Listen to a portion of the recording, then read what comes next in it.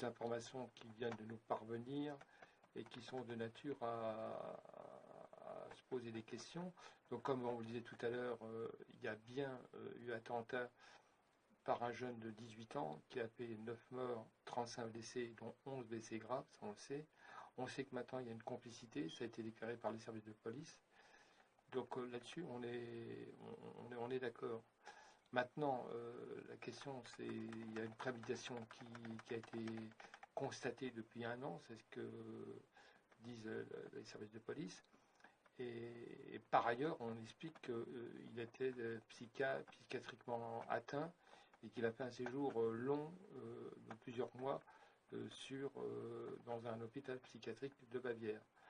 Donc la question qui est en train de se poser, c'est est-ce un cas isolé ou est-ce un cas lié à un réseau existant en Allemagne, sachant que cette agression n'a rien à voir avec les considérations que nous avons sur le territoire français, qui est une autre forme, ça revêt une autre forme en France, liée à un combat directement lié à Daesh, alors qu'en Allemagne, c'est pas la même chose, sachant que cet après-midi, on nous a annoncé qu'il y avait près de Stuttgart un migrant qui a tué un homme à la machette.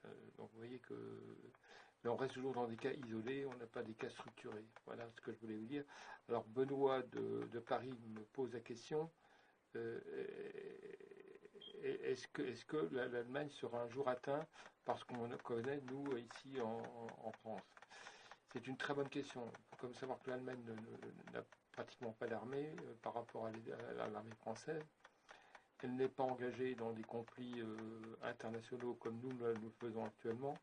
Et d'après ce qu'on sait, l'Allemagne n'est pas considérée comme un ennemi prioritaire des extrémistes musulmans.